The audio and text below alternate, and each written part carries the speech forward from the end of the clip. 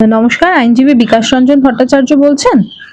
বলছি 21শে জুলাই নিয়ে তদন্ত কমিশনের রিপোর্ট প্রকাশনের মুখ্যমন্ত্রী শুভেন্দু অধিকারী এবং 33তম শহীদ দিবসের ঠিক আগের বিকেলে বিধানসভায় এই সংক্রান্ত যে জাস্টিস চ্যাটার্জির রিপোর্টটা সেটা তিনি পড়ে শোনালেন।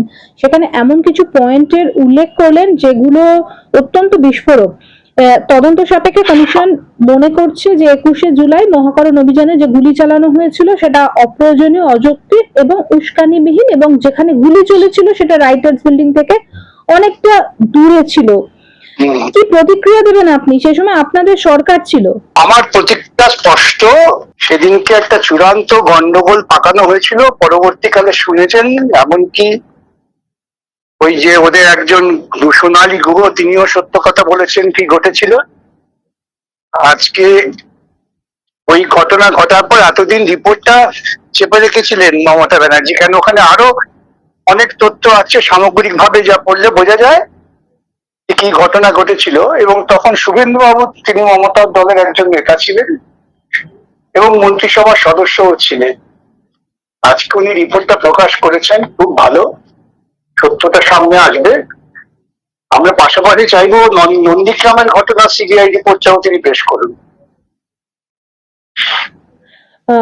21শে জুলাইয়ের অভিযুক্ত ছিলেন মনীশ গুপ্ত, তাকেই অবশেষে মন্ত্রী করা হয়েছিল মমতা বন্দ্যোপাধ্যায়ের আমলে। সেটা থেকে কি বোঝা যায়?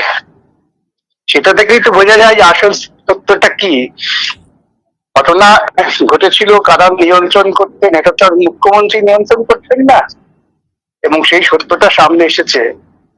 এবং ওই কমিশনে তৎকালীন মুখ্যমন্ত্রী বুদ্ধদেব ভট্টাচার্য কিন্তু সাক্ষ্য দিয়েছেন যখন তাকে ডাকা হয়েছিল। তিনি সাক্ষ্য থেকে এড়িয়ে যাননি এবং সেখানে সত্য কথা যেটা সে তিনি বলেছেন।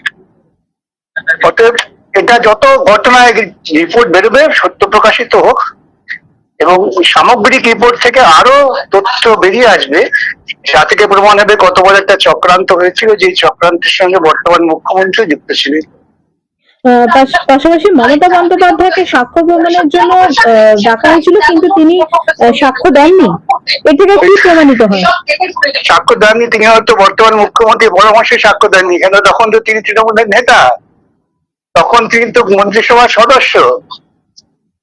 তখন মমতাকে সাক্ষ্য ডাকা হয়েছিল, সাক্ষ্য দেননি, তিনি জানতেন না এটা হয় নাকি।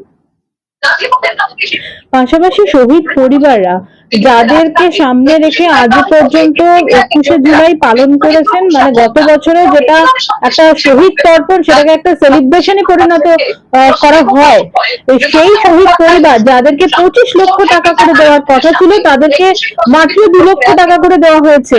এটা নিয়ে কি বলবেন? এটা আমাদের কিছু বলার নেই। তারা যেটা যথাযোগ্য কাজ কখনোই করেন না। এবং আবারও বলি, এই সমস্ত ঘটনা যখন ঘটে তখন কিন্তু বর্তমান মুখ্যমন্ত্রী তৃণমূলের বিশ্বস্ত নেতা ছিলেন। আয়নায় দাঁড়িয়ে দেখে তিনি বলুন, তৃণমূল যত জঘন্য কাজ করেছেন সেই সমস্ত কাজের উত্তরাধিকারটা বিজেপি বহন করছেন। আপনি যে এই যে তথ্য সামনে আসছে, এটা নিয়ে আপনি মানে আপনি কি সন্তুষ্ট? মানে এইভাবে যে ক্রমশ ধোঁয়াশা পরিষ্কার হচ্ছে। পরিষ্কার আমার কথা হচ্ছে, পুরো রিপোর্টটা, সমস্ত রিপোর্টটা জনসমক্ষে চলে আসুক। আমাদের তো ভয় কিছু সংখ্যার নেই, আমাদের তো নিয়ে কোন রকম লুকোছাপার কিছু নেই, আমরা সমস্তটাই প্রকাশ্যে আনতে চাই। ধন্যবাদ দাদা, অনেক ধন্যবাদ। নমস্কার, ভালো থাকবেন।